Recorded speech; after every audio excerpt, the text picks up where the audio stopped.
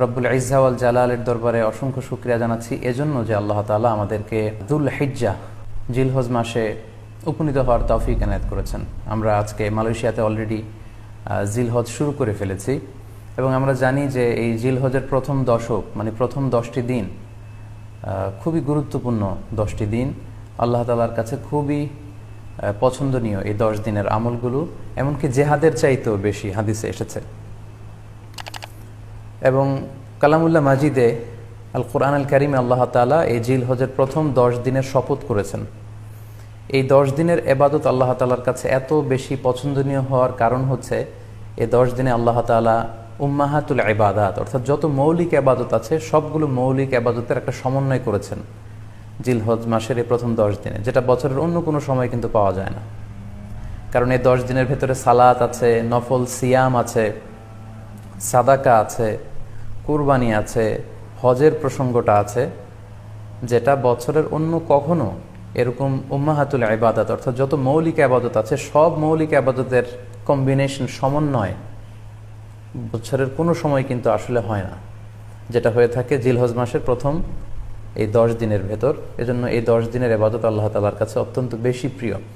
এজন্য আল্লাহ রাসূল সাল্লাল্লাহু আলাইহি ওয়াসাল্লাম এই 10 দিনে যাতে আমরা বেশি বেশি নফল ইবাদত করি আমাদেরকে উৎসাহিত করেছেন।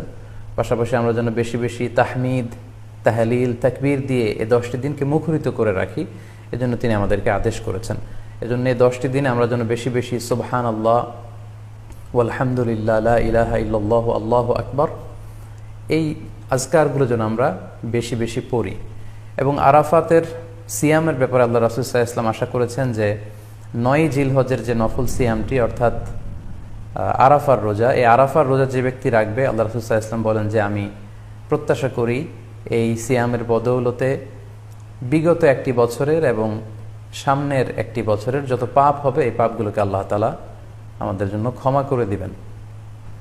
এবং জিলহজের 9 তারিখ ফজর থেকে কিন্তু আমাদেরকে ওয়াজিব তাকবীর পাঠ করতে হয়। আমরা জানি সেটা শুরু হয় আরাফার দিন ফজর থেকে। 9 তারিখ ফজর থেকে শুরু করে 13 তারিখ আসর পর্যন্ত এই তাকবীরগুলো প্রত্যেক সালাতের পরে পড়া আমাদের জন্য আবশ্যক। আমরা যেন এই নফল আজকারগুলো, এই নফল তাকবীরগুলো যাতে আমরা বেশি বেশি করে দেই। এবং যারা কুরবানি করার জন্য ইচ্ছা পোষণ করেছেন তারা যেন এই 10 দিনের আগেই তাদের মাথার চুল এবং নখ কেটে পরিচ্ছন্ন হয়ে যান এবং জিলহজের এই 10 দিনে তারা যাতে মাথার চুল না কাটে এবং হাতের নখ না কাটে, এই মর্মে আল্লাহ রাসূল সাল্লাল্লাহু আলাইহি ওয়াসাল্লাম আমাদেরকে গাইডলাইন দিয়েছেন। সব মিলে আল্লাহ তাআলার কাছে এই 10টি দিনের ইবাদত খুবই প্রিয়। এমনকি হাদিসে এসেছে, যেটা আমরা বললাম যে জেহাদের চাইতেও বেশি প্রিয়। এজন্য এই সুবর্ণ সুযোগটুকুন যেন আমরা কখনোই মিস না করি। তাই আমাদের সাধ্যমতো আমরা যেন বেশি বেশি নফল ইবাদত করি। আমরা যেন সুযোগ হলে পুরো 10 দিন ব্যাপী আমরা চাইলে নফল সিয়াম রাখতে পারি, আমরা বেশি বেশি কোরআন তেলাওয়াত করতে পারি। বিশেষ করে তাহমিদ, তাহলিল এবং তাকবীর, আলহামদুলিল্লাহ লা ইলাহা ইল্লাল্লাহ আল্লাহু আকবার, এই জিকিরগুলো, এই আজকারগুলো পড়ে পড়ে যেন আমরা এই 10টি দিনকে মুখরিত রাখি। আল্লাহ তাআলা জিলহজ মাসের যে মাহাত্ম্য এবং বারাকা তিনি আমাদের জন্য দিয়েছেন, এগুলো যেন আমরা বেশি বেশি হাসিল করতে পারি। আমিন ইয়া রাব্বাল আলামিন।